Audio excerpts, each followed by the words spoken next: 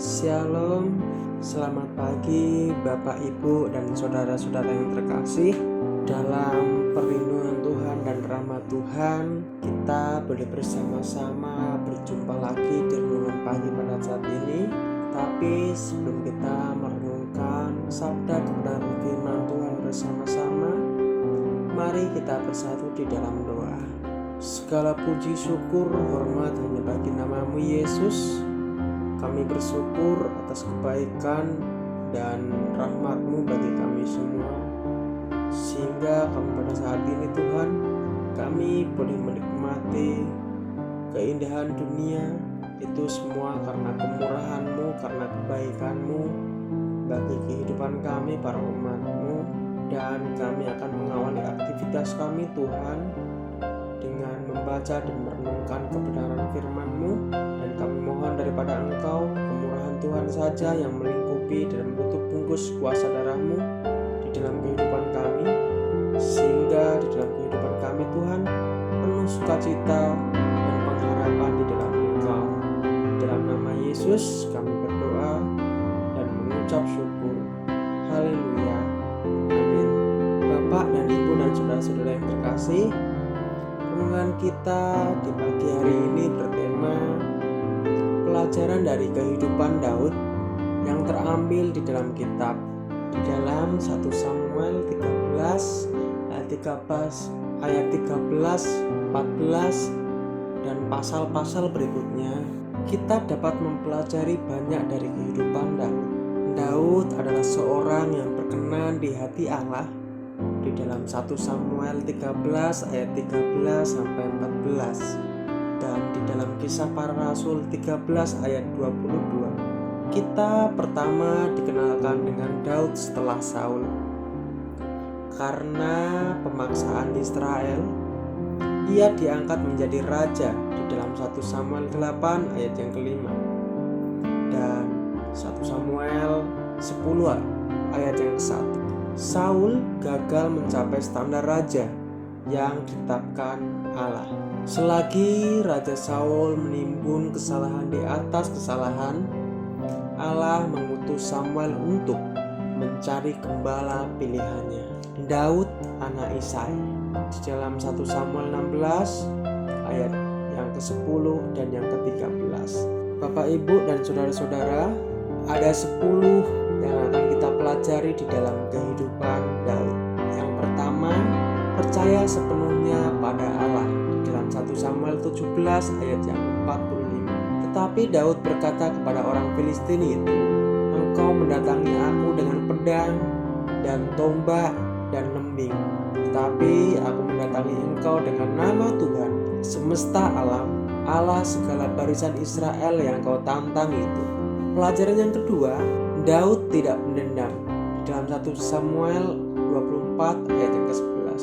Ketahuilah, pada hari ini matamu sendiri melihat bahwa Tuhan sekarang menyerahkan engkau ke dalam tanganku dalam gua itu. Ada orang yang telah menyuruh aku membunuh engkau, tetapi aku merasa sayang kepadamu karena pikiranku. Aku tidak akan menjamah tuanku itu, sebab dialah orang yang diurapi Tuhan.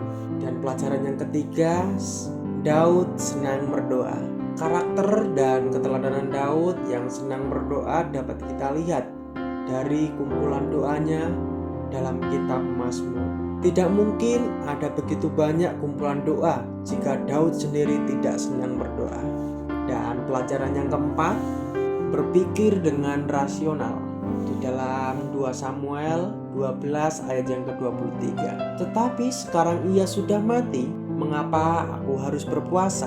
Dapatkah aku mengembalikannya lagi? Aku yang akan pergi kepadanya, tetapi ia tidak akan kembali padaku. Dan pelajaran yang kelima, selalu mengandalkan Allah.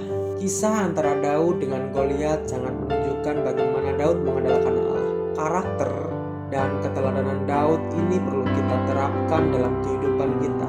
Daud tidak takut, tidak gentar menghadapi Goliat yang begitu besar jika dibandingkan dengannya. Ia mengerti bahwa sebesar apapun Goliat, ia memiliki Allah yang jauh lebih besar.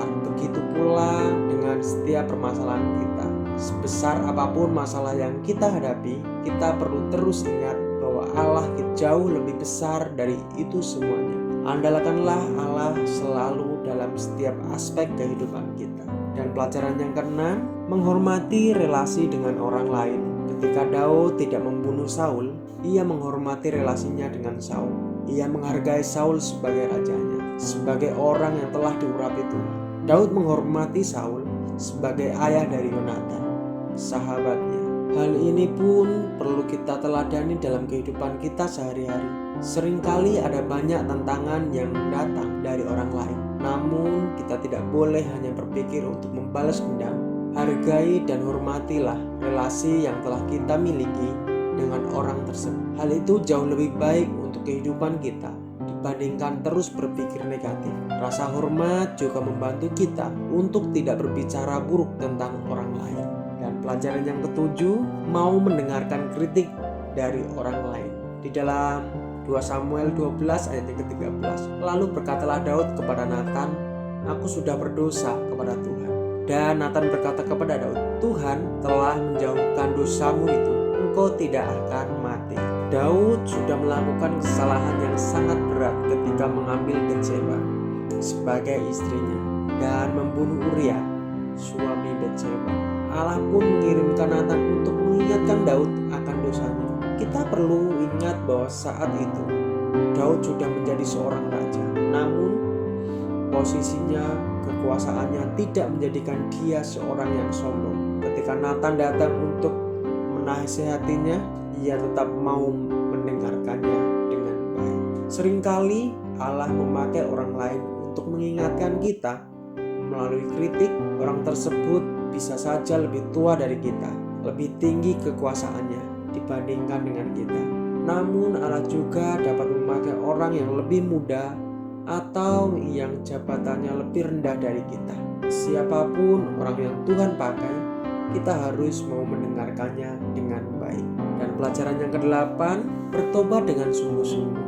Dalam 2 Samuel 12 ayat yang ke-16, lalu Daud memohon kepada Allah. Oleh karena anak itu, ia berpuasa dengan tekun, dan apabila ia masuk ke dalam semalaman itu, ia berbaring di tanah.